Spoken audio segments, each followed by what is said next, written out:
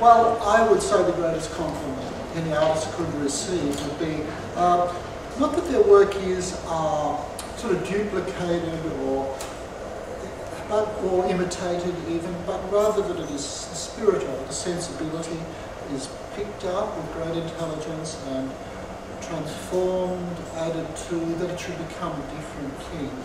And it ceases to be my work then, which is a lovely liberation for an artist to see their work go into the world and become something else. I think also it's very important for us, and when Michael and I were talking originally, that we didn't want to create a work that was a literal representation of Mr. Curly or ducks, or there's this lovely idea when people open a newspaper and they see a Leunig work of yours, that there's an incredible and immediate sensory reaction. It's a physical reaction. You laugh, you empathise. It's a fantastic, very, very physical feeling. So with the work that KAGE does with dancers and actors, and in a physical language, we're trying to marry, I suppose, Michael's sensibility and outlook on the world and your philosophy, and try and create a three-dimensional experience for an audience. So we want to try and recreate that sense of humour and the quirkiness and the dirtiness and ultimately the truthfulness of the way you see the world through a physical, manifested in a physical way. Yes, that's interesting, Kate, that you're talking about these little images I have made, they're static images, but when I draw them, I'm drawing from a square frame like so, and in fact it's a little stage, and so when I draw my figures, I'm putting them onto a stage, so I can see how it readily can be transferred to a stage. I often think I'm in show business, you see, when I draw these things. And that murkiness, that muckiness that's in my work, it comes from my material, so much of it, as much of my background. You're working with ink and pens, and you love the textual quality of life, and it's well expressed in ink, and accidents happen, and little, ink spills, etc. So that's how my work is, the aesthetic has emerged, and I like that about the stage and the dancing and movement, and that things happen. Mistakes and slips and slides. Not too many mistakes, that's how Oh, the more the merrier. That's why we go to the theatre, isn't it? And I think also, particularly not only your drawings, but also your writing has been a major influence in the creation of the work. And your book of prayers and your poetry and your prose also has had an incredible resonance with me. So it's a real mixture between the visual imagery of your cartoons, but also the written word and the wiseness of your words and the simplicity that have just really been the driving engine for Look Right Through Me. Well, Kate, you take on a lot when you do that, because I'm not sure that I understand it all. My work has been very diverse, and it's been expressive of a very diverse personality, which is me, very personal.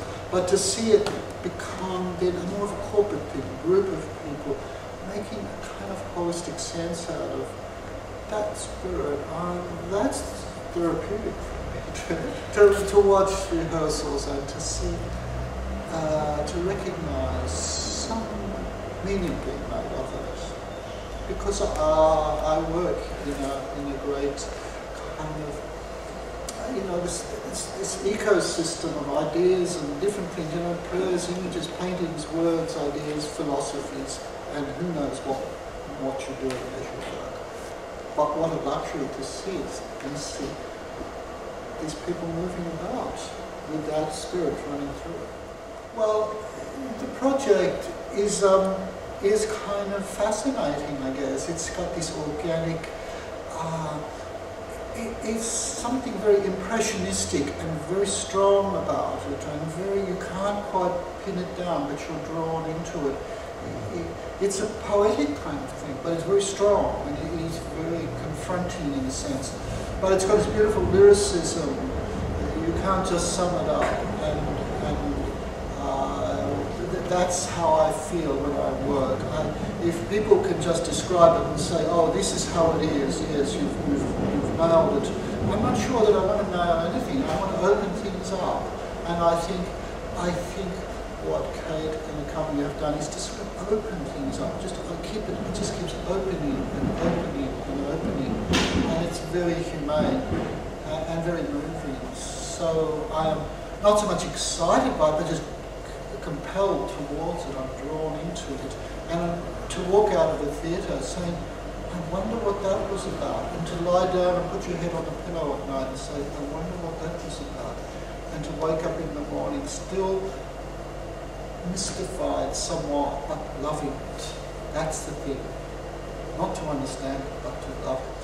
I think also, for me, there's this one poem I'll just quickly read, which is from a common prayer.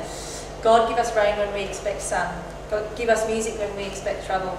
Give us tears when we expect breakfast. Give us dreams when we expect a storm. Give us a stray dog when we expect congratulations. God, play with us, turn us sideways and around.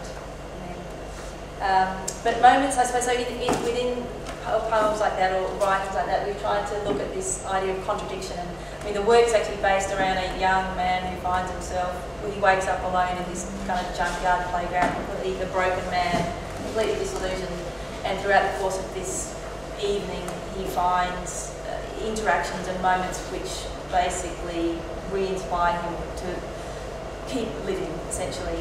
And actually there's a little cartoon Mike's looking at now, which the very last scene actually centres around one of the cast, a beautiful cast of dancers and one kind of circus performer, and they have a little scene where one of the performers is playing the ukulele and singing a simple song, and it's about the nature of, and also this poem, love and fear and human relationships. Yes, well, I used to be fascinated by this kind of aesthetic that I grew up in the midst of, actually. Very industrial, very kind of grimy and murky and dark. As you see in this here, here's a little family have gathered in the midst of all this murk and darkness and smoke and pollution. And yet, they're having this little picnic and all is well in the world for them. They cannot see all that darkness. So I think the aesthetic of your piece I can relate to perhaps this drawing here, and just factories and people living with this little glimmer of hope and love. Yeah. And I think because the work is set in this junkyard playground, this idea of innocence and child's play that we lose as we grow up into jaded adults is very much present as well. There's a little boy in the work who's younger, I suppose a sense of the younger self of this key figure. And the inclusion of this child brings about this wonderful sense of perspective and priorities, and the little kid finding something that's so joyous and simple to play with, whereas an adult would just stomp over it. These moments of I suppose, truth and simplicity. And also great moments of violence sitting next to moments of beauty. I think it's very important. And your stories of growing up around violence and in an abattoir, have had a big impact on. Yes, I think one of the things I've always fascinated me in is that when you get a great ugliness confronting a great innocence, you have this beautiful tension, and so much of my work is about that juxtaposition, is what is beautiful and what is ugly, what is menacing and what is innocent. And so this is the basis of the great humour. When you get that beautiful tension, it's a great moment of truth, and then what happens then? Either a tragedy happens or a great relieving comedy happens. It's the confrontation of those two extremes. And I think physically it's so exciting to work like that as well, because the physical body, more so than text, I think, has an incredible opportunity to absolutely experiment with that, the most violent, the most physical, the most sweaty, the most dirty, the most visceral of those emotions can be so strongly portrayed through the human body, more so I think than text.